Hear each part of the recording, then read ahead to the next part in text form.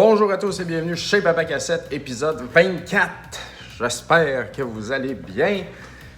Aujourd'hui, épisode assez simple. Je savais pas quoi dire. Ma vie, c'est de la routine.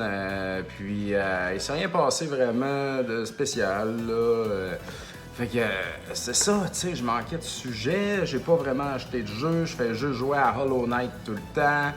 Et puis, faudrait que je branche d'autres consoles chez nous pour essayer d'autres affaires, mais là, ça me tente pas. Et puis, c'est trop le bordel de toute façon. Mais les travaux avancent d'ailleurs, ça s'en vient. D'après moi, je devrais être bon pour avoir un sous-sol fini comme juste avant Noël. Là. J'ai bien hâte à ça. Là. Mais par contre, mon coin gaming sera pas terminé. Il sera pas commencé en fait. J'ai même pas de meubles pour mettre mes affaires. Donc, ça va être encore dans des boîtes, mais au moins, des boîtes vont être déposées dans un lieu propre et terminé. Fait qu'à partir de là, je vais voir comment est-ce que je vais construire, ou plutôt faire construire la patente. Je me prévois un budget pour quelqu'un qui pourra comme me faire des armoires custom, et puis j'aimerais ça que ce soit rétro-éclairé, tu sais. Moi, je crois que c'est important. Il n'y a rien de tout ça qui est important. Mais, pour moi, c'est important. Au niveau de la collection, le visuel, la présentation est aussi importante que la collection elle-même. Là, j'aime ça investir aussi dans comment est-ce que je vois bien mes choses et puis que ça me rend heureux quand je suis devant ça. Là, je veux pas comme rabouter des affaires et puis je veux que ça soit propre. Alors, j'ai un budget prévu à cet effet, mais il faut que je trouve la personne, il faut que je trouve le temps, il faut que ça va se faire sûrement au retour des fêtes, bref. Mais ça s'en vient.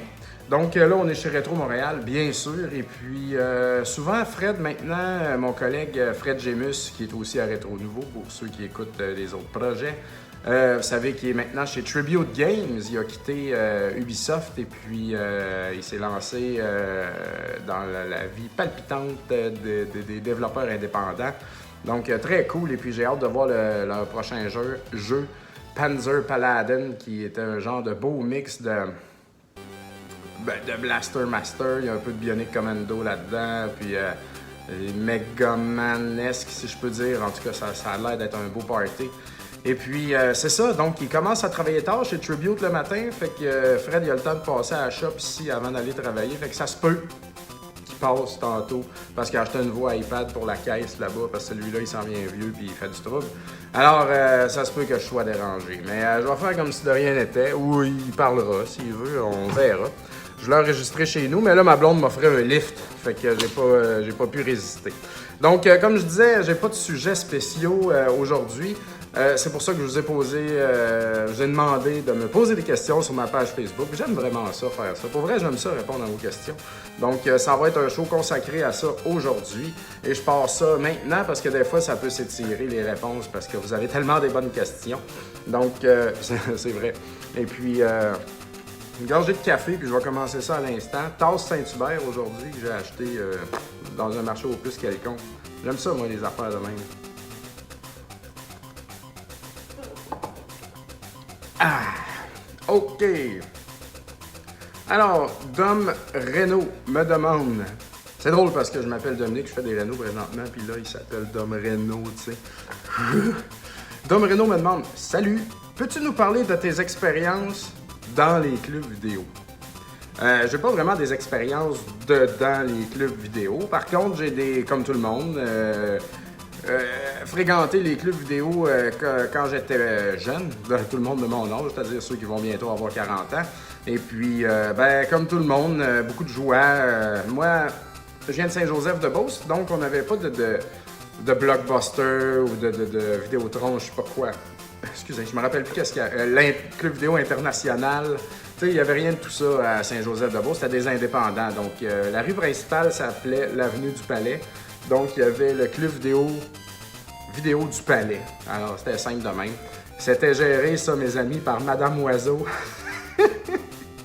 J'aime Madame Oiseau. Je ne me rappelle plus pourquoi est-ce qu'elle était surnommée Madame Oiseau. Mais certains disent parce qu'elle avait le bec en pincette, un peu comme Madame Coucou.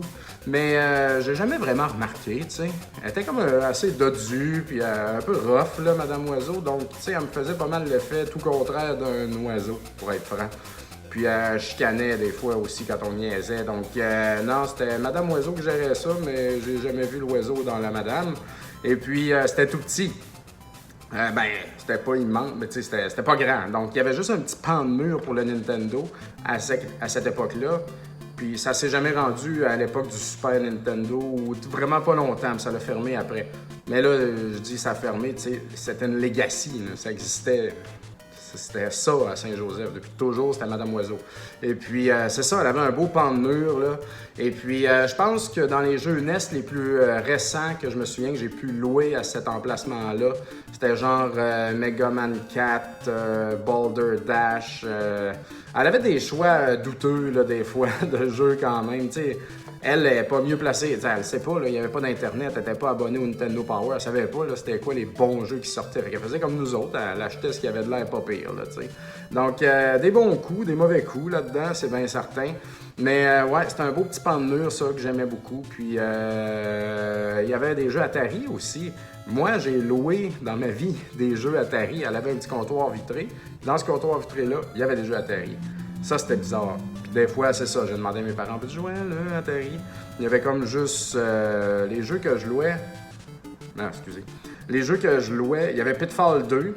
Et puis, il y avait la cassette à 2 bouts, le Double Ender de Xonox, Sir Lancelot et puis Robin Hood.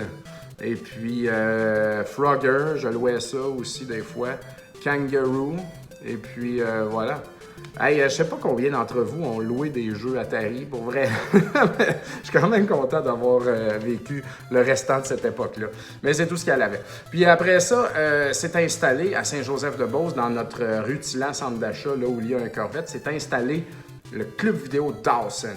D-A-W-S-O-N. Ça, Dawson, je pense que c'était quelqu'un de Sainte-Marie-de-Beauce, 2 villages plus loin. C'est vraiment plus gros, Sainte-Marie, là. Dans l'ordre des grosseurs de villages de la Beauce qui sont sur le long de la rivière Chaudière, comme Saint-Georges, Sainte-Marie, Saint-Joseph. Et puis après ça, tu as Vallée-Jonction, Scott-Jonction, ça affaires là, Saint-Ange, Frampton, mais ça c'est plus haut. Bref, c'est ça, ça venait de Sainte-Marie, s'installe à Saint-Joseph, gros club vidéo. Puis vu qu'il y avait déjà un très gros club vidéo à Sainte-Marie, ils ont comme juste ouvert un autre succursale. Puis là, ils ont comme amené beaucoup de choses qu'il y avait déjà à Sainte-Marie. Fait que là, on s'est retrouvé avec un pan de mur géant de NES. Géant, je vous jure, c'était fou raide. On a chié dans nos jeans, tout le monde. Dans ce temps-là, on portait des culottes de jogging. On a chié dans nos culottes de jogging.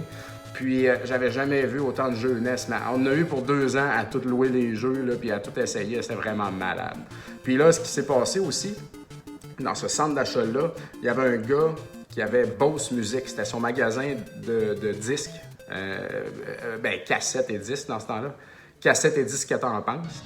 Et puis, c'est ça s'appelait Bose Music, puis il y avait ça dans le centre d'achat. Fait qu'il a déménagé de local pour s'accrocher aux vidéos Dawson. Puis il y a aussi eu un Radio Shack qui a comme ouvert un peu. Fait que c'est toutes ces... Puis il y a un gars, le gars des comic books à Saint-Joseph-de-Beauce, qui était un gars qui tripait ses comic books, puis il en importait, puis il en vendait dans son sous-sol. Il travaillait au club vidéo, puis s'est mis un petit kiosque, là. Fait que là, on avait le gaming, on avait tous les comic books, on avait la musique. Il y avait même des arcades, une arcade en rotation. Puis j'ai vu qu'il y avait des questions d'arcade tantôt, donc je pourrais y répondre par rapport à ça. Il y avait une arcade en rotation aussi, il avait fait un concours de Super Mario 3. Bref, soudainement, tout était là. Fait que, tu sais, moi, je capotais, j'étais là tout le temps. Fait que pauvre Madame Oiseau, là, ça a été le début de la fin pour Madame Oiseau. Mais ça, c'est des très beaux souvenirs. Puis il y avait une machine à popcorn, ça sentait le popcorn. Il y avait une machine comme de l'eau avec des petites plateformes, puis tu tournes les plateformes. Puis là, tu mets un 25 cents, le 25 cents tombe dans l'eau, puis là, il descend vers le fond. Il faut que tu tournes les plateformes pour que le 25 cents atterrisse sur une plateforme. Puis là, il y a la grosse plateforme, ça te donnait je sais pas quoi. Puis si ça atterrissait sa petite plateforme, tu avais une location gratuite. Ça, c'était malade. C'est quelque chose que j'aimerais avoir ici chez Rétro Montréal aussi, ce genre de gogos-là. Une machine à gomme, que quand tu pognes la gomme blanche, tu as comme un rabais quelconque, ou tu avais une location gratuite dans le temps. C'est cool, ces affaires-là. C'est des beaux souvenirs nostalgiques que je pense que c'est bon d'avoir dans un magasin de jeux vidéo. Prochaine question, Marc-Olivier Berthelet.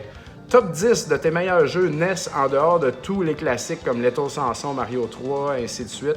Moi, j'adore la série Battletoads et genre Nightmare on Elm Street que j'ai payé 30$ il y a 4 ans puis j'ai hésité à l'acheter parce que je trouvais ça cher. Haha, bien content de savoir que c'était un bon move.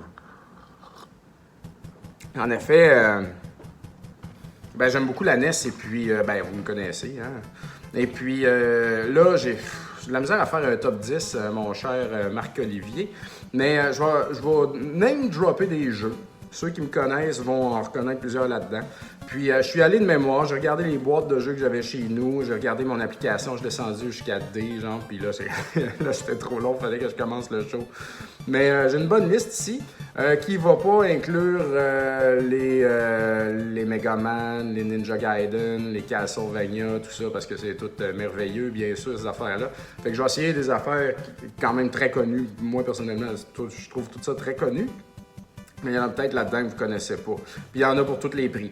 Alors, je vais y aller vite. Là, il y a des catégories de jeux qui sont très semblables à des jeux qui se ressemblent dans un certain sens, comme Power Blade, Vice Project Doom et puis Shatterhand, que je pourrais dire.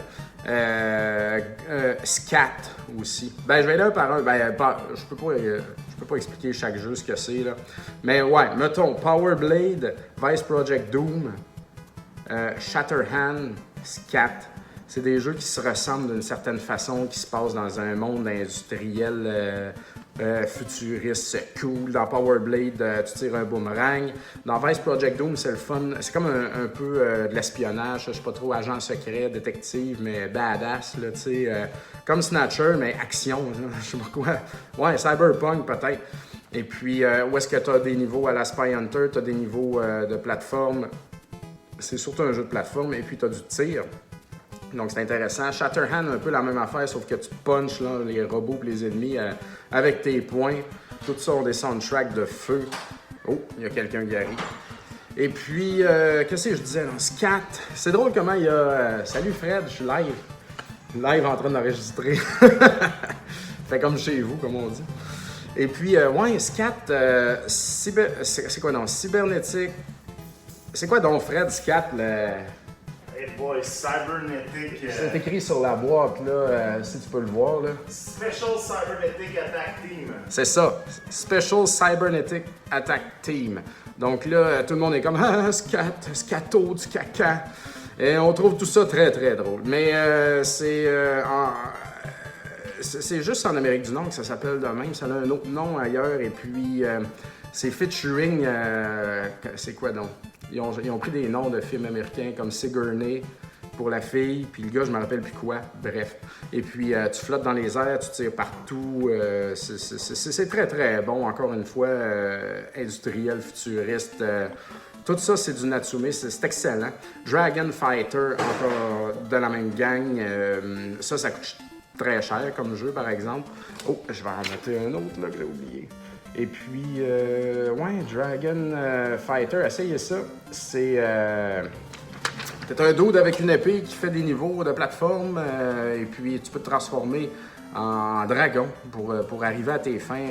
Excellent soundtrack, des beaux boss, c'est vraiment excellent. Lone Ranger, ça peut être surprenant. On dirait qu'il n'y a pas beaucoup de monde qui ont joué à ça. Et puis de Konami, late release de Konami, moi j'ai adoré. C'est plateforme, farming un peu... j'irais pas jusqu'à dire RPG, mais il faut que tu ramasses du cash et puis il faut que tu achètes des affaires. Tu fais comme village par village. Tu as plein de sortes de niveaux. Tu as de style shmup, tu as des niveaux que tu peux utiliser le zapper. C'est très, très, très complet comme jeu, sérieux. C'est vraiment bon. Ceux qui me connaissent, c'est sûr, j'ai pas le choix de passer, de name-dropper McKids. Mais c'est ça, le problème avec McKids, c'est que moi, j'y suis rattaché de façon tellement comme nostalgique. Si vous découvrez McKids aujourd'hui, vous allez... Tu sais, moi, quand la musique part, j'ai des frissons. Vous allez pas avoir ça. Mais c'est un très bon jeu, très bon soundtrack. Platformer classique avec beaucoup d'exploration, beaucoup de choses cachées dedans. C'est McDo en passant. Et puis, c'est vraiment un bon jeu. Là. Si ce jeu-là avait un système de password ou un système de sauvegarde, dans le fond, là, ça serait... Je vous dis, il vaudrait vraiment cher aujourd'hui. C'est ça qui le brise parce que faut que tu le fasses d'une traite, c'est vraiment long. Là. Journey to Silius, bien sûr, qui est de plus en plus connu, ce jeu-là, et puis apprécié des gens. Qui était supposé être le jeu film Terminator, et puis ils ont, comme dernière minute, les pauvres Sunsoft n'ont pas réussi à avoir la licence, ce qui était peut-être une bonne chose finalement, parce que c'est excellent. Et puis, genre de run and gun, si je peux dire, mais c'est pas run rapide comme Contra, mettons. Là, t'sais. Gunnack, probablement le meilleur shmup qu'il y a sur NES, et puis il y a plusieurs shmups sur NES. Ils sont pas tous malades, loin de là. Il y en a peut-être 3-4 qui sont vraiment hot. Et puis Gunnack en est un. C'est très rapide, très frénétique, de compile, hein, me semble. Donc, c'est très bon. Kickmaster, qui est un genre de Castlevania, si je peux dire. Mais c'est de Taito, où est-ce que tu kicks les gens. Et puis, tu as de la magie. Plateforme, très Castlevania. La musique assez intense aussi, très bon. Wump M, qui était comme un petit Amérindien, mais c'est un jeu un peu à la Mega Man, où est-ce que tu choisis ton niveau, tu bats des boss, tu acquiers leur pouvoir, puis tu utilises ces pouvoirs-là qui sont effectifs contre précisément d'autres boss, tu comprends? Donc, ça vaut vraiment la peine. C'est drôle, il y a des affaires de Jaleco là-dedans. Faut essayer des choses. Gargoyles Quest 2, bien sûr, qui est comme très, très, très complet pour un jeu NES. Une grande aventure. C'est comme au Game Boy, sauf comme bien plus gros encore. C'est vraiment excellent. Swordmaster, ça, faut y donner du temps. Ben, ça coûte cher, hein? C'est genre 400$. Non, ben, si vous voulez émuler ces affaires-là, allez-y, là, faites ce que vous voulez. Si vous avez la chance de jouer, je vous recommande de l'essayer et de lui donner un peu de temps. Ce que ce jeu-là fait de façon étrange, c'est que tu level up pendant ta game, mais quand tu meurs, t'es game over, puis tu recommences une game, tu gardes ton expérience. Ainsi, tu recommences le jeu plusieurs fois, puis après une couple de fois, ben là, t'es rendu super fort. Fait que c'est comme une formalité de passer à des places que t'avais bien de la misère. Moi, si ça n'avait pas été de ça, j'aurais pas aimé ce jeu-là, parce que c'est vraiment intense, mais il y a vraiment de quoi. Puis il y a une ambiance, ce jeu-là, c'est très cool. Jeu de Activision. On continue dans l'Activision avec Galaxy 5000. C'est le RC Pro-Am sur la sauce, le vaisseau spatial. C'est vraiment un jeu que j'adore, qu'il y avait au club vidéo de Madame Oiseau. Et puis que j'ai racheté même au club vidéo de Madame Oiseau quand il a fermé. Et puis la boîte qu'il y a chez nous, c'est celle-là même que je louais quand j'étais petit. C'est un très bon jeu, sérieux. Tu level up de vaisseaux, tu les répares, tu achètes des armes, tu blastes tout le monde. C'est vraiment overlook game, là, vraiment, vraiment. Little Nemo de Dream Master, excellent et très joli et peu cher platformer, essayez ça. Tous les Batman au NES sont bons. Très peu de gens semblent avoir joué à Batman Returns au NES. C'est vraiment... c'est super bien. C'est super bien fait, ce jeu-là. C'est rapide et tout. C'est dur, par exemple. Tu sais, comme sorti à l'époque un peu de Turtles 3. Mais c'est un jeu que j'aime bien. Puis il faudrait que je m'y remette. Faut que je joue à ça un peu plus, là. C'est vraiment trop bon pour pas essayer de le finir. Bionic Commando, c'est vieux, mais c'est vraiment excellent. C'est une belle, grande aventure. Chip 'n Dale Rescue Rangers, un de mes jeux préférés au NES. Bien sûr, ben trop facile, mais c'est correct aussi. Des fois, tu veux juste comme un pogo, là, tu sais, puis finir, puis passer à autre chose. Fait que quand tu veux un pogo, tu joues à Chip 'n Dale. C'est pas long, c'est bon, c'est le fun. Ça va vite. Fire and Ice, qui est un jeu un genre de puzzle game, en fait, qui veut être la suite de Solomon Keys. C'est vraiment excellent, ça coûte cher, par exemple, quand les gens qui font des full sets, c'est le genre de jeu qui acquiert plus vers la fin. Mais ça vaut la peine, checker ça. Puis il y a plein d'autres jeux auxquels j'ai pas beaucoup joué, mais qui méritent bien des mentions et puis que les gens apprécient beaucoup, comme mettons Crystalis ou The Guardian Legion, mais j'ai pas assez joué à ces jeux-là pour vraiment donner une appréciation efficace. Fait que enveloppe plein, voilà. Louis-David Lalancette Renault. Te considères-tu comme un collectionneur de jeux vidéo ou un rétro gamer? Ben, je pense, tu sais, rétro gamer, je trouve que c'est trop englobant comme catégorie, là. Je joue pas juste rétro, mais oui, c'est des affaires que j'aime, je joue pas tant que ça. Je joue pas, en fait, du tout aux jeux comme AAA récents qui sortent et tout ça. faute de temps, là, vraiment, pas parce que je hate ces affaires-là. C'est vraiment une faute à cause que j'ai pas le temps. J'aurais peut-être le temps, mais je sais pas, ça me fait peur. Fait que non. Mais oui, collectionneur avant tout, puis rétro gamer. Ah, ça va quand même bien ensemble, mais collectionner, c'est comme une activité, tu sais, c'est pas juste comme... C'est pas juste avoir des affaires, tu sais, c'est comme désirer des choses, les chasser, les améliorer, vendre, acheter, tu sais, comme travailler une collection, c'est comme un vrai hobby, là, si je peux dire. C'est pas juste comme ramasser des patentes, là, tu sais. Moi, il y a comme un sens à tout ça, donc très, très, très collectionneur, mais gamer, collectionneur gamer, ça serait la meilleure chose. Là, le nom, j'ai un peu de misère à le dire. OK, c'est comme une autre façon d'écrire son nom. Olivier Grondin. Mais Olivier Grondin, est-ce que ta collection onéreuse a causé des frictions dans ta relation de couple? Comment fais-tu pour jongler avec les deux? Ça, c'est une drôle de question parce que pour moi, il n'y a pas de... Il n'y a pas d'enjeu à ce niveau-là parce que moi et ma blonde, on a chacun nos affaires, tu sais. Je pense que... Je comprends pas comment les gens peuvent vivre en couple avec un compte conjoint pour tout. On a un compte conjoint pour payer l'hypothèque, les assurances, tout ça. À chaque mois, on a chacun un virement automatique d'un montant qui va dans le compte conjoint. Et là-dedans se paye l'hypothèque, les assurances, le char, toutes ces affaires-là. Et puis, pour le reste, et puis c'est pas romantique du tout, on utilise Google Sheet, qui est comme Excel. Et on m'a fait découvrir une application dernièrement qui s'appelle Splitwise, je crois, dans lesquelles on rentre chacun nos dépenses faites pour le ménage. Quand je parle de ménage, je parle d'activités de couple et tout. Ainsi, je vais à iSaute avec les enfants, ça me coûte 50$, je le rentre là-dedans. Ma blonde amène les enfants à telle place. C'est tout le temps autour des enfants, ça coûte cher. Elle achète du linge en ligne pour les kids, tu sais, on met ça là-dedans, l'épicerie, n'importe quoi, là, le taxi, tu sais, tout. Ainsi, à la fin du mois, ça balance le tout et puis on se repaye. S'il y en a un qui a payé comme 200$ d'over de plus que l'autre pour la gestion de la famille, ben l'autre, il rembourse la moitié, puis comme ça, on est toujours égal. Donc, c'est simple de même. Moi, je pense que tout le monde devrait fonctionner comme ça. Ça évite bien des problèmes. Et si le pire arrive, comme une séparation, je sais pas quoi, ben il n'y aura pas de lézard à ce niveau-là.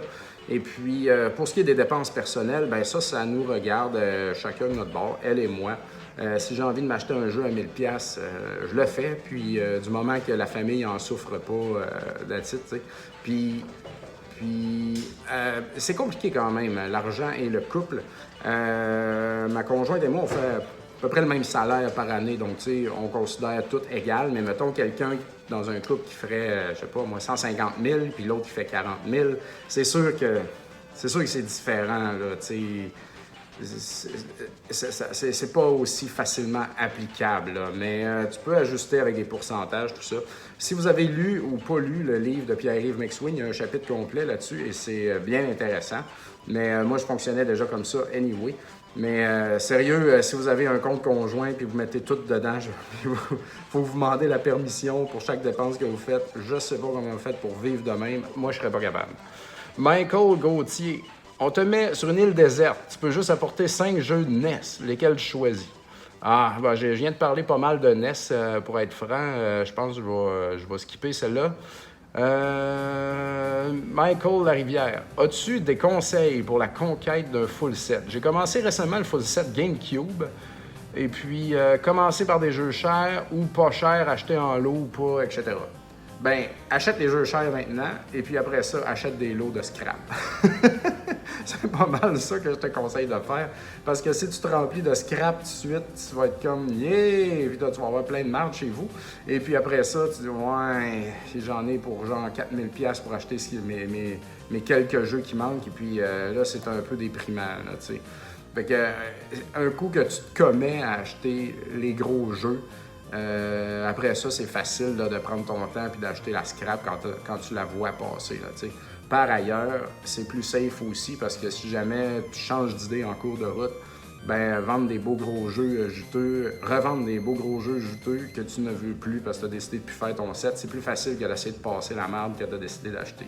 Donc moi je te conseille fortement de commencer, c'est bon pour toutes, là, pour toutes les collections. Commence par ce qui est tough. Hein?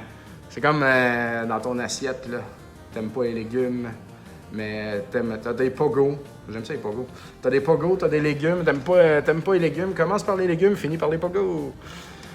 Éric Théroux, aimerais-tu mieux jouer toute ta vie au jeu parfait pour toi ou jouer plein de jeux différents mais jamais vraiment satisfaisant? Ben drôle de question, ça. Je pense que définitivement, j'aimerais mieux jouer au jeu parfait toute ma vie parce qu'il y a plein de jeux auxquels je joue tout le temps. Je recommence tout le temps parce que je les aime beaucoup et qui sont parfaits à mes yeux. Puis il y a des jeux qui sont insatisfaisants, je n'y joue plus. Quel est ton jeu d'arcade préféré? Me demande François-Marc Tremblay. Il y a une autre question d'arcade un peu plus haut, donc je vais répondre un peu plus haut. Oups, c'est un peu ici. Stéphane Beaumier. Que penses-tu des collectionneurs qui flashent leur stock pour flasher? On connaît tous quelqu'un qui semble avoir de l'argent à l'infini, qui semaine après semaine semble faire des acquisitions toutes plus incroyables les unes que les autres. Autrement dit, ces personnes semblent assouvir leurs besoins affectifs au travers des yeux des autres. Ah, c'est bien certain. Je connais du monde qui ont beaucoup d'argent, puis tu le sais, puis c'est impossible de le savoir, tu sais. Je connais du monde qui ont de l'argent, puis que, OK, c'est beau, t'as de l'argent, tu sais. Bref, chacun s'exprime avec ça comme il a besoin. Il y a du monde pour qui avoir de l'argent est une réussite. Puis je peux très bien comprendre ça. Parce qu'ils en ont peut-être pas beaucoup eu quand ils étaient jeunes ou je sais pas quoi. Donc ça, c'est très bien, mais tu sais, comme chacun fait ce qu'il veut. Mais comme acheter pour flasher, tu sais, comme juste... Je sais pas comment le dire. Acheter des grosses affaires, c'est pas si hot.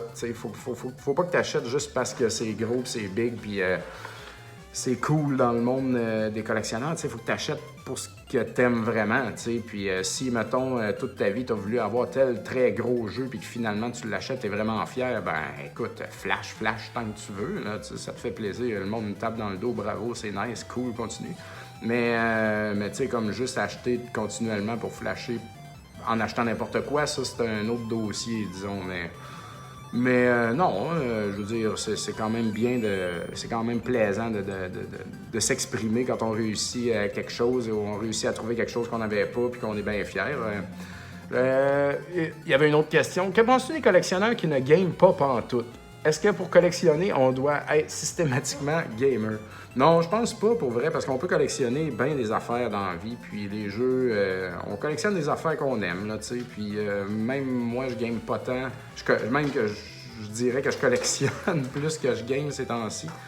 Ça dépend des phases, ça dépend du temps que j'ai, mais il y a bien souvent plus de temps que je passe à gérer mes patentes, puis à réorganiser, puis à revendre des bouts de ma collection, puis à acheter d'autres choses, puis à checker les prix, puis à chasser online des affaires que je veux que de gamer en tant que tel. Donc, non. Quelque chose qui me chicote, par exemple, c'est les gens qui sont dans la business de la vente de jeux vidéo, mais qui ni jouent ni ne collectionnent les jeux vidéo, tu sais. Parce qu'il y en a, pas mal. Et puis, moi, c'est comme un peu le côté qui me dérange, là, tu sais. On est là-dedans par passion d'abord, puis on essaye de vivre de cette passion-là, puis de créer un projet nice autour de ça, parce que c'est ce qui nous passionne. Mais j'arrive pas à comprendre ces gens-là, tu sais. Je me partirais pas une shop de barbecue si, comme, je me crisse un peu du barbecue, puis que j'ai jamais eu de barbecue, puis que je cuisine pas barbecue chez nous, mais que, tu sais, il y a de l'argent à faire avec les barbecues. Donc, ouais, ça, c'est comme un côté qui m'achale vraiment là, par rapport aux vendeurs de jeux. Pascal Provost, te faire tatouer en rapport avec les jeux vidéo, ça serait quoi? Ça, c'est drôle parce que je m'étais toujours dit qu'après, lorsque Arcade Montréal sera remboursé, l'investissement qu'on a tous fait, lorsque j'aurai remboursé mon investissement à l'Arcade Montréal, j'allais comme, pour me récompenser ou pour me faire plaisir, j'allais me faire un tatou, des tatous. En tout cas, j'aimerais savoir un genre de bras Castlevania, là, tu sais. Mais pas de cheesy, là, comme de quoi de badass. Mais finalement, je l'ai jamais fait. Ben, d'un, parce que ça coûte cher. Puis, j'aime les tatous, j'aimerais vraiment en avoir. Cependant, je trouve que c'est comme c'est un projet. C'est vraiment un projet. Faut que tu trouves la bonne personne. C'est long, ça coûte cher. T'as ça pour toujours après, bien sûr. Puis c'est drôle, on vit à une époque où est-ce que se faire tatouer d'en face est comme rendu une formalité. Mais moi, j'étais encore genre, d'un coup, je me tanne, tu sais. Fait que tous ces facteurs-là mis ensemble ont fait que je suis jamais allé de l'avant avec ça. Puis de toute façon, cet argent, combien ça coûterait ça, un bras de même, je sais pas, moi, 4000, tu sais. J'ai d'autres affaires à investir avant tout, avant de mettre ce montant-là sur des tatous. Donc, mais si j'avais à le faire, ça serait définitivement en rapport au gaming, genre le Castlevania. Mais il y aurait des affaires au travers aussi, genre peut-être un petit bonhomme à télévision, icône classique, là, tu sais. Alexandre Forget a une excellente question ici. Un hot dog, est-ce un sandwich? C'est-tu un sandwich? Moi, je dis que non. Tu sais, à la maison, là, des fois, on sait plus quoi faire à manger les repas et tout. Puis là, on essaye de pas manger 2 fois la même affaire, tu sais, surtout avec les enfants. Puis des fois, il faut manger des sandwichs parce qu'on n'a pas le temps, tu sais. Là, mettons, on mange un sandwich au jambon pour dîner. Ah, les enfants, ils ont mangé des sandwichs à midi. Ben là, on peut pas manger des sandwichs à soir. Là, il est là le bug, là, tu sais. Mais, mange pas souvent des hot dogs, là, mais... s'il fallait comme manger des hot dogs pour souper alors qu'on a mangé des sandwichs pour dîner, là, je pense que ma blonde considérerait le hot dog comme un sandwich. Mais moi, peu m'importe, je mange n'importe quoi à répétition, ça me dérange pas. Et puis des beaux hot dogs, j'en veux, mais moi je pense pas que c'est un sandwich. Et voilà, c'est dit. Stéphane Talbot, en Beauce on dit Talbot. Selon toi, quel jeu ou quelle série qui a la meilleure bande sonore? Oh là là là là là là, quelle série, ben, ça va encore se passer au NES en ce qui me concerne. Mega Man, Ninja Gaiden, Castlevania, ces affaires-là. François Dicantine, excellente question ici. As-tu un plan de développement capillaire? Ça, c'est vrai, hein, parce que regardez mes cheveux, là. J'arrête pas de me mettre les... tu sais, mes cheveux, c'est n'importe quoi, là, présentement. Parce que moi, avant, j'avais les cheveux comme, ben, vous avez vu, sur le côté, court, et puis rasé, puis sur les sides, et puis en dessous un peu. Puis là, j'ai pris la décision, puis j'avais une barbe plus, là, j'en ai un peu. J'ai pris la décision de me laisser pousser les cheveux, et puis long, vraiment plus long, là, genre quasiment jusqu'aux épaules, là, mais jusqu'en bas du cou. Et puis, donc, je touche plus à mes cheveux du tout. Et puis, je me rase la barbe parce que là, je peux pas avoir une tête en boule de poêle non plus, là. Donc, puis ça faisait peur à ma blonde. Bref. Alors là, je suis tout à fait conscient là, que mes cheveux, c'est vraiment n'importe quoi. Et puis, je sais pas quoi faire avec. Là, fait que là, ils me tombent d'en face un peu. Je mets des casquettes. L'hiver arrive, je vais mettre des trucs. Je vais être dans un genre d'entre-deux pendant un bon bout de temps. Alors, c'est ça. Et puis, le plan capillaire, c'est vraiment de les laisser pousser, comme quand j'étais au secondaire, et puis de faire de quoi avec ça, éventuellement. Ou rien, juste comme des beaux cheveux, là, tu sais. Alors, moi, j'ai les cheveux raides, en plus, très, très raides. Donc, vous savez, le méchant dans The Crow, celui qui couche avec sa sœur, là. J'aurais le genre des cheveux de même, des cheveux raides. Mais pas noir, par exemple. Comme brun, comme présentement, avec un peu de blanc là, aussi. Bref, voilà ce qui se passe avec ma chevelure. Kevin Boilly, qu'est-ce que tu comptes faire comme prochain projet? Arcade numéro 2 ou bien comptoir rétro MTL? Je pense qu'il y a une autre question plus tard qui va ressembler à ça. Mais bref, projet numéro... ça serait pas un projet... un prochain projet, j'aimerais tout relier, tu sais. Mais mon prochain projet, j'aimerais vraiment que ça tourne autour de la bière. Là. Quelque chose avec la bière, vraiment. Ou pizzeria. Là, je veux juste comme tout mettre ensemble les affaires que j'aime. Je sais pas si c'est un bon move, mais on va voir. Là. Présentement, je suis en discussion avec des personnes différentes, tu sais, pour des projets différents. Là, j'ai comme besoin d'un petit break. Beaucoup de travaux, beaucoup d'affaires qui se sont passées cette année. Mais bientôt, je pense qu'il va se passer de quoi. Jean-Michel Racine me demande si Tommy Tallarico te dit « Ah, Dom, je suis plus capable, je te laisse le projet de l'Amico. » Que ferais-tu de différent pour cette mythique machine? Sérieux, je pense pas qu'il y a rien d'autre... L'Amico, j'en parle beaucoup, puis je déconne avec ça, tu sais. Je vais l'acheter quand même, puis j'aimerais vraiment, pour vrai, faire un genre de lunch à l'arcade, chez Arcade Montréal avec ça, juste pour le plaisir.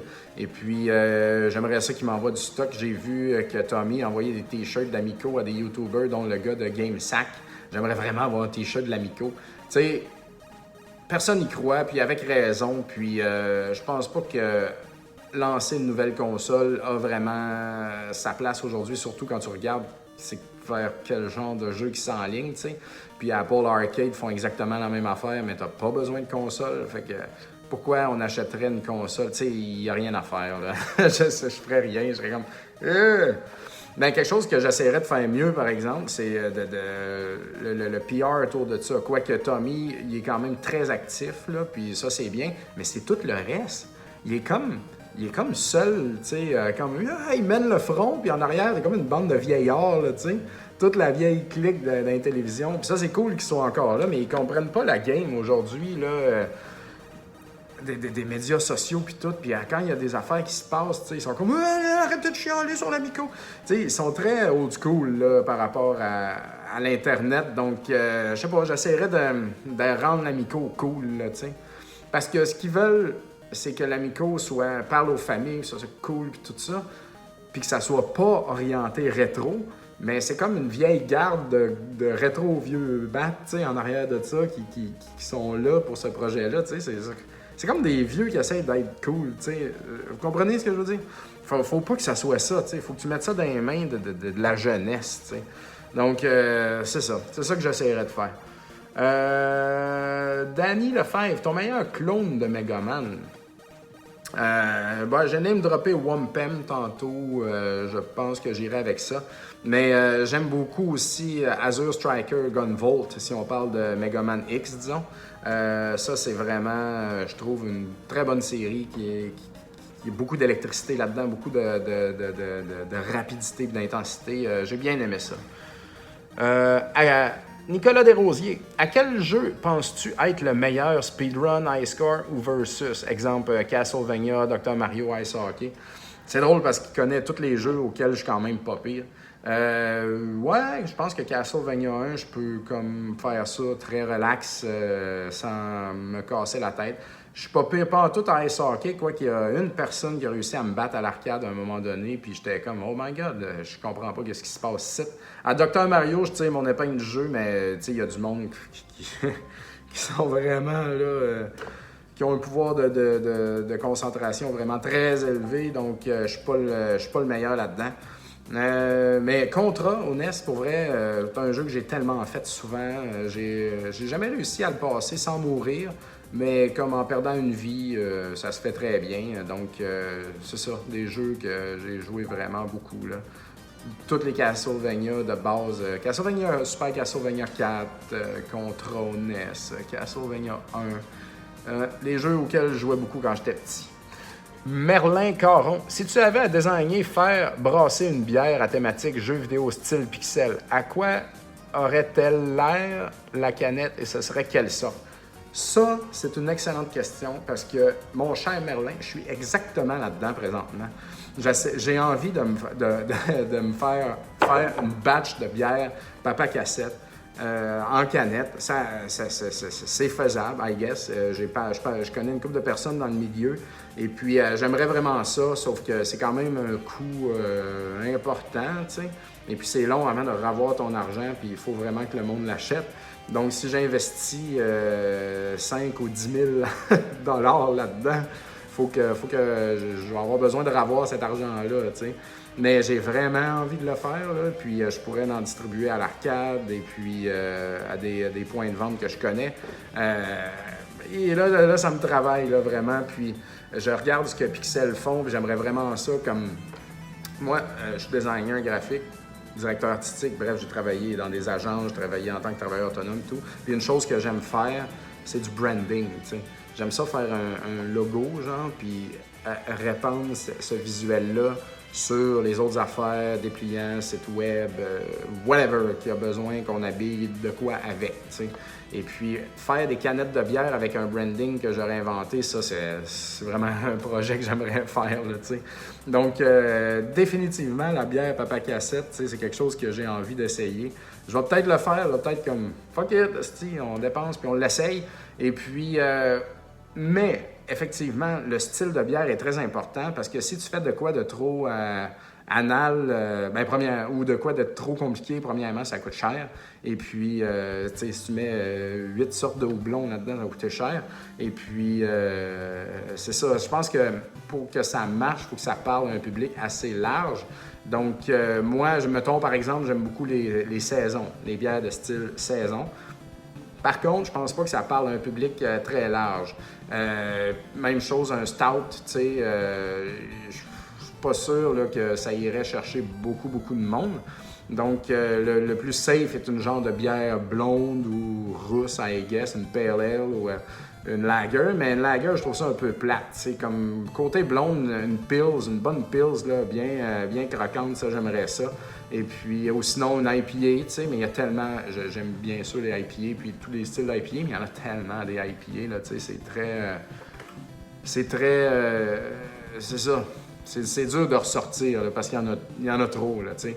Donc, ça serait une Pils ou une IPA, mais là, je pense que ça serait une Pilsner, je m'enligne là-dessus. Là, je vais passer une couple de questions parce que je me rends compte que j'aurai pas le temps de répondre à tout le monde. Je vais prendre les questions qui semblent être populaires ici. Jonathan Pagé me demande « Comment fais-tu pour gérer ta collection personnelle et la business? » Par exemple, quelqu'un arrive avec une perle rare que tu veux dans ta collection personnelle, mais tu veux le mettre en vente pour la business. Donc, il y a eu pas mal de personnes qui ont liké ce post-là, donc je vais y répondre. Au point où j'en suis, c'est rare qu'il rentre quelque chose en magasin ici que j'ai pas puis que je veux vraiment puis que ça vaut cher, là, tu sais. Mais mettons là un exemple là, qui pourrait arriver. Aero Fighter au NES, qui est un jeu qui vaut à peu près 700-800$ présentement, que je n'ai pas et que j'aimerais vraiment avoir. La façon que ça fonctionne ici, c'est que quand un des 3 partners décide de garder un jeu, il paye le cost, simplement. C'est sûr que ça enlève des profits possibles au magasin, donc on peut en tenir compte. Mais tu sais, si c'est un jeu à, je sais pas, moi, 20$, on paye le cost, puis c'est bien correct, puis personne ne borde avec ça. Par contre, si quelqu'un gardait tous les gros hits, tous les gros jeux d'un lot qu'on achète, ben là, tu sais, ça commence à poser problème. Mais ça arrive presque pas ici où je n'ai pas vraiment de souvenirs parce que Joe, sa collection est pas mal complétée, à part les Megaman, il y a quelques petits Megaman qui lui manquent. Lui, il est correct, il garde plus rien. Puis Fred, puis moi, on n'est pas sur les mêmes choses. Donc, lui, il est beaucoup sur Sega. Et puis, moi, tu sais, comme Wii, Super NES, ce genre d'affaires-là, Game Boy que je ramasse. Lui, il n'est pas vraiment là-dedans. Donc, on n'a pas besoin de se chicaner à ce niveau-là, à savoir qui garde quoi. Et puis, tu sais, il y a un full set, j'ai un full set. Tu sais, il y a déjà Aero Fighters au Super NES. Fait que, bref. C'est ça, on a la chance de ne pas nécessairement être actif sur les mêmes consoles de collectionnage présentement, donc on s'obstine rarement. Mais dans le cas qu'un jeu à 1000$ rentre et puis que quelqu'un veut le garder, ben il paierait sûrement un peu plus que le cost. Là, c'est tout le temps à discuter entre nous autres, ça. Puis ce qu'il y a de plate aussi, c'est que ça enlève un peu la publicité d'avoir qu'on a un beau gros jeu à vendre ici. Mais tu sais, on a plein des jeux qui valent super cher ici. Puis mettons, ce qui est arrivé dernièrement, on a acheté un lot de Game Boy Advance, jeu de Game Boy Advance complet en boîte, puis il y avait dedans Ninja 5-0, qui est un jeu que je quand même convoitais pas mal. Et puis le jeu était complet en boîte, les coins parfaits, il était mint. Je me suis vraiment retenu pour pas l'acheter, pour pas le garder. Puis, mais tu sais, j'aurais pas acheté. Le lot, on l'a payé plus que 50% de la valeur dans ce cas-là.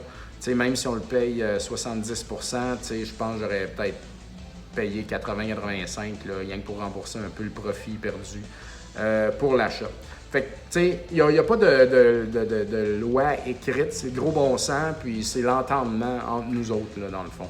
Fait que c'est aussi simple que ça. Mais le fait qu'on collectionne tous plus vraiment les mêmes affaires précises, puis qu'on ait complété beaucoup de choses, puis que finalement, c'est pour vrai, on garde vraiment pas grand-chose de ce qui rentre ici en magasin, comme on est correct, tu sais, pas mal tout le monde. Les jeux de PS2 que je veux, tu sais, ils sont pas chers, j'attends juste de tomber dessus, donc c'est ce genre d'affaires-là. Olivier Clos me demande ton top 3 de jeux d'arcade qui ont marqué ta jeunesse. Ça, c'est une bonne question, justement, dans l'arcade qu'il y avait au centre d'achat du club vidéo Dawson. Il y avait des arcades en rotation. Je peux name-dropper celles qui ont été présentes puis auxquelles j'ai joué. En fait, il y en avait une, mais qui faisait juste changer le ROM. Il changeait le JAMA dedans, je pense. Arcanoid. Avant le club vidéo Dawson, dans le centre d'achat, il y avait une petite arcade à côté des machines à gomme. C'était une Arcanoid au départ, fait que ça, mais j'étais très jeune, j'ai pas vraiment joué. Après ça, il y a eu un jeu, un genre de shmup de sous-marin qui me captivait, tu sais. Je trouvais ça magnifique, j'avais jamais vu ça. Je suis comme « wow, c'est vraiment beau », tu sais. Puis je savais pas ce que c'était quand j'étais jeune, puis j'ai redécouvert il y a quelques années que c'était In the Hunt, qui est un shmup par les gens qui ont ensuite fait Metal Slug. Tu sens le look Metal Sluggish là-dedans. Puis j'en ai parlé dans un de mes épisodes précédents. J'ai acquis ça au Sega Saturn. Je l'avais déjà au PS1, mais je veux comme plutôt booster mon Sega Saturn. Fait que j'ai revendu ma copie PS1. Bref, ça. Et puis quand le club vidéo Dawson est arrivé, là, il y a eu Final Fight. Vraiment, Final Fight, là, ça, c'est un jeu auquel j'ai beaucoup joué à Saint-Joseph-de-Beauce, puis je tripais bien raide, là, tu sais. Ensuite, il y a eu Narc, Snow Brothers, que je me souviens. J'ai aimé ces deux jeux-là aussi beaucoup, vraiment. Snow Brothers à l'arcade, là, très underrated, c'est vraiment bon. Puis sinon, quand j'allais en vacances aux États-Unis, je regardais les autres jouer à Street Fighter, puis Mortal Kombat 2, puis même pas, là, 1. Puis j'étais très ébloui de ça, donc ça ressemble pas mal à ça.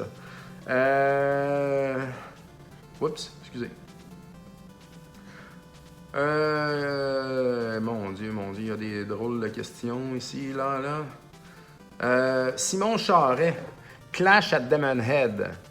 Personne ne parle de Clash at Demon Head. Il faut parler de Clash at Demon Head parce que c'est bon, Clash at Demon Head. C'est même sous-évalué, Clash at Demon Head. Hashtag Clash at Demon Head. Il a raison, ça aurait dû faire partie de la liste des jeux auxquels j'ai pas beaucoup joué, en fait, mais qui méritent qu'on s'y attarde parce que c'est un bon jeu. C'est drôle, il y en a qui ont peut-être vu le film Scott Pilgrim vs. The World, où est-ce que son band s'appelle Clash at Demon Head. C'est une référence directe à ça. Et puis, c'est très japonais dans le look, Clash at Demon Head. Et puis, plateforme un peu... c'est un peu weird. C'est Vic Tokai. Puis tout ce qui est de Vic Tokai, c'est hit or miss, Puis, mais non, pas tout à fait. Des fois, c'est comme, c'est pas pire. Je Clash at Demon Head, il est comme, mais il balance plus vers le bon que le ouais, finalement, non. Donc, effectivement, je me dois de jouer à Clash at Demon Head et puis d'y donner une chance et puis de voir qu'est-ce qu'on peut faire avec ce jeu-là. C'est une assez longue aventure où est-ce que tu choisis ta route aussi pour aller jusqu'en haut. Bref, il me semble un peu compliqué, mais je pense que ça ne l'est pas. J'ai un ami qui l'a fait et puis ça se fait très bien. Donc, ouais, Clash at Demon Head, jouer à ça, c'est pas si cher que ça. 20-25, je pense, présentement. Je vais finir avec les questions de Bruno Georget, chroniqueur. 3 questions. Numéro 1, ta business de rêve, c'est quoi? C'était l'arcade, c'est fait. Mais là, ma business de rêve, si une telle chose existe, mais je pense pas que ça serait une bonne idée, ça serait de mixer l'arcade avec le magasin et la bière de micro et la pizza. C'est comme tout ça ensemble. Moi, je veux tout ça. Je veux que ça soit... Ça serait comme chez Papa Cassette, l'immeuble, où est-ce qu'on ferait la bière, on ferait notre bière là-dedans, on la vendrait sur place, puis si on peut la distribuer, tant mieux. On a des arcades, on a des jeux vidéo, on a de la bonne bouffe, de la bouffe un peu junk, mais de qualité. Et puis, gros party sale là-dedans tout le temps. Fait que moi, ça serait ça, là. Ça serait vraiment un mélange de tout ce que... Je sais pas si on peut tout avoir sur le même toit. C'est peut-être pas une bonne idée. Mais ça serait ça, pour vrai. Une section aussi pour podcaster, je sais pas quoi, pour recevoir. Bref, gros party sale. Quelle est la pire demande off qu'on t'a faite par rapport au jeu? Ça, c'est une drôle de question. Je reçois des demandes de toutes sortes là, sur la page de l'arcade ou même sur Rétro Montréal. Mais Rétro Montréal, c'est tout le temps comme combien mon jeu vaut, peux-tu faire ça? Mais l'arcade, c'est comme. Il y a plein de monde qui pose des weird questions, tu sais, ou qui veulent comme hey, je peux-tu faire ça, on peut-tu faire ça, tu sais, je passe beaucoup de temps à répondre à ce genre d'affaires-là, puis c'est très. Ouais, non, c'est très prenant.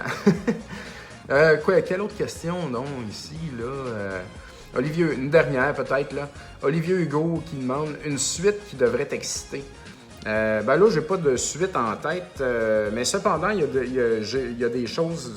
Il y a deux choses, mettons, qui me viennent à l'esprit tout de suite. J'ai hâte de voir qu'est-ce qui va advenir de Bloodstained. Parce que le jeu a eu un succès, hein, on va se le dire, c'est pas un flop. Donc, ils ont eu certainement assez d'argent pour penser à développer la suite. Et puis, Curse of the Moon, là je parle de Ritual of the Night, mais Curse of the Moon aussi a eu un très beau succès, vraiment. Donc, je pense que les gens là-bas, puis Igarashi, ont eu assez d'argent pour se payer, prendre un break et puis penser à l'avenir.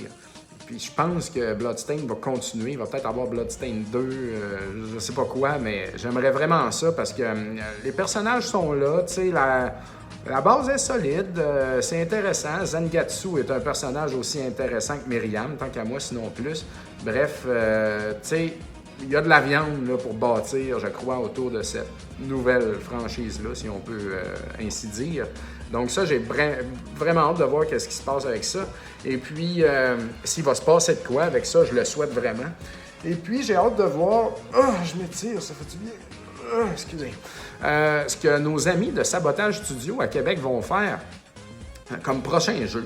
Parce que là, c'est Messenger à côté dans le tapis pour eux autres depuis très longtemps. Tu sais, ils développent ça depuis un bout, puis là, le jeu a pogné, puis ils vont dans les conventions, puis là, ils ont fait un DLC, puis ils sont tellement là-dedans, ils doivent être tannés, je les comprends. Puis j'ai vraiment hâte de voir de quoi aura de l'air leur prochain jeu. Ça va-tu être encore un look 8-16 bits à l'allure rétro, tu sais, ça va-tu être...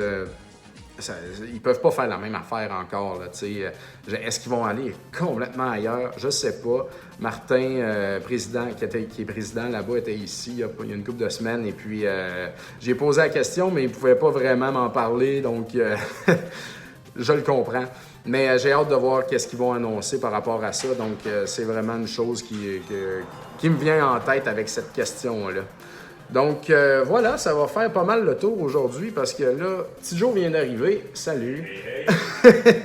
Et puis, il est 10h moins 20, puis il faut travailler, il faut faire le shipping, il y a des affaires à faire aujourd'hui. Donc voilà. Merci à tous pour vos questions. C'est très apprécié. Tu vois, ça fait comme 50 minutes que je parle et puis il y a plein d'affaires auxquelles j'ai pas répondu. Ça finit plus. Et puis, c'est merveilleux. Donc, vous êtes bien gentils de répondre à mon appel et c'est très apprécié. Puis, j'aime vos questions. Donc, merci beaucoup. Et puis, encore une fois, suivez la page Facebook, le groupe et le site web de RDS Jeux vidéo. Écoutez Rétro Nouveau. Allez vous saouler la gueule à l'arcade et puis venez acheter des cassettes chez Rétro MTL. Merci à tous d'avoir été là et on se voit au prochain épisode. Ciao!